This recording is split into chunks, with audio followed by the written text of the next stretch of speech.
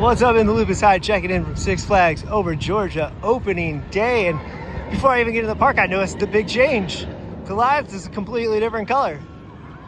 But that's one of many changes that they made in the last just 2 months or so of the park being closed, including new ride, lab updates, new food. So let's head inside and check out everything that's new. And let's head inside for our first time in 2025. The mural that was started last year right past the entrance is now complete. That looks awesome, kind of play homage to all the classic rides of the park. As soon as I walked in, I saw something I've never seen before at Six Flags Park. All the Looney Tune characters together. Some of these I've never seen out and about before, and you could get your photo taken with all of them at once. That was really cool. Quite the crowd for opening day. Everyone's excited to go. I think probably the Gold Rusher. And of course, the big event today is Georgia Gold Rusher opening. Right now it's just season pass preview for the first few hours, but we have a full review of this ride, including on-ride POV if you want to know what it's all about on our channel. So go look at that video. But spoiler, it gets a big thumbs up from me. A lot of fun.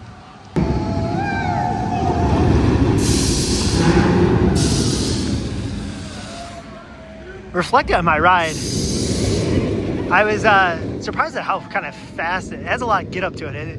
It's pretty short from one end to the other, so distance wise, so it has to really get moving to get up those hills. And you can see there's the water element, but you don't get wet. You don't even really notice it when you're on the ride, so nothing to worry about there. And a few updates from when I filmed the ride review video for Georgia Gold Rusher the other day. Right next to the ride, there's this piece of theming. This is actually a water pump from the old Splash Water Falls ride that the ride is replacing. Also, it wasn't available just yet, but they do have a Georgia Gold Rusher Golden Ale. Can't wait to try that. That's going to be great during the summer.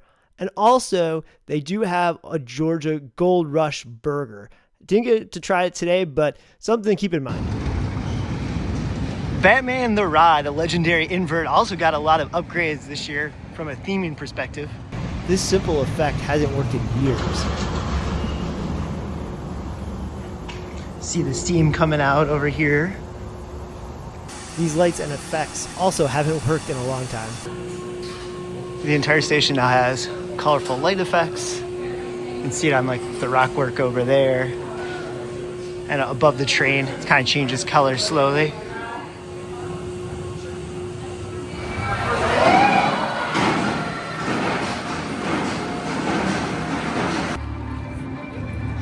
Kid Flash is still here.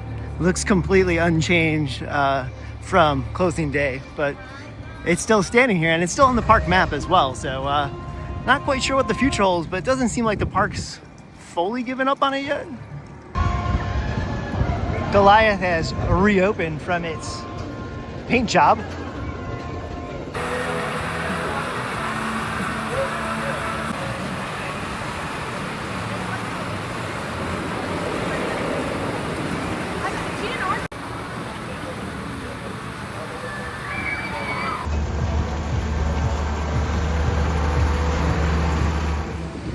Blue Hawk is not yet open, but you can see the improvement for the entrance area here. They took out that giant kind of covered shade thing. Was never used because the line never was that long, but you can see they added some landscaping, kind of redoing the queue. The train's also, one of the trains is getting a complete overhaul from Vacoma, so big updates coming to this ride this year. The go-karts have been removed. Now, I wouldn't put a lot of stock in this area. This is a floodplain. This entire area and parking lot back here floods a couple times every couple years. So I don't know if they would want to invest heavily. I know there's a lot of rumors about this area of the park. I just don't know. So we'll see. It is a big plot of land. I could see them maybe doing more picnic pavilions down here, or maybe even an entrance back here just for the water park, kind of like they did at Carowinds, that back gate, since the water park is well, kind of back that way, but still I don't think you'd want to put a lot of stuff back here, considering it does flood every couple of years pretty badly. While we see a lot of water rides being removed, Thunder River, it says it's returning this spring. So I like the like flower potted sign. That's an upgrade from what the sign they had out here last year, early in the year. But yeah, you never know with these rides. Anytime they don't open with the park, you're always like, are they coming back later this spring? Areas like this are simple upgrades, but they do just help make the park look nicer overall. This nice planter and new mulch. At Monster Mansion, the loading platform looks like it got rebuilt, and the boats seem to have gotten a complete overhaul. Painted, the seating area was kind of completely redone and felt brand new. And the ride, it's in really great shape. You can see like the one monster flying overhead there in the background. I've never seen him fly before. And just overall, the lights and the sound, it seems like they're always tweaking it to make it a little bit better. This is the best I've ever seen it. Keep your hands in the boat. Oh, and remember, don't go near the boat.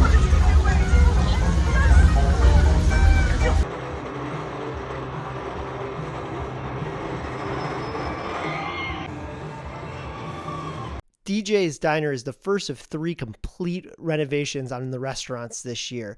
And it has a brand new menu, new interior, new seating. The food was awesome. It has what you'd expect from like the legacy Cedar Fair parks, like hand-breaded chicken, mac and cheese, the southwest corn, amazing. It was legit the best food I've ever had at Six Flags Park. Pizza restaurant here at the front of the park is closed, and it's going to reopen later this spring, they said, with thicker pizza and some sandwiches, ceramic inside. Should be a nice upgrade. The other restaurant was any indication of food quality. It's gonna be a good one. The Funnel Cake Company restaurant here opened last season, but it's already got a nice makeover.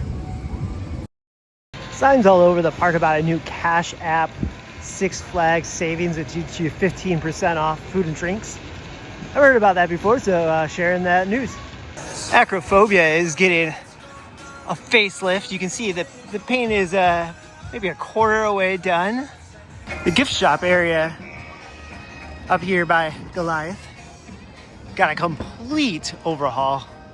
New name, new kind of exterior look. Looks really good. Now this might be the addition I'm most excited for. It's not quite open yet. It's open later this spring according to the park's blog, but this will be a barbecue restaurant where they're gonna smoke brisket and pork on site. What a huge upgrade. This is going to be probably similar to the barbecue restaurants at Cedar Fair parks if you've been to some of those. But it's going to be good. Probably going to make this area smell like brisket too, which will be awesome. Chaperone policy is also something that's new for like the full year. It was implemented last year pretty quickly after the merger between Six Flags and Cedar Fair. And now it'll apply every single day. Food prices are always a hot topic, especially last year when they had that silly $1.30 surcharge on every order. Pepperoni pizza was $17.99 plus $1.30 surcharge. Now, $7.49, no surcharge. Drinks last year, $6.99 plus the $1.30 surcharge. Now, $6.29, no surcharge. If this is the future of Six Flags, I'm really excited.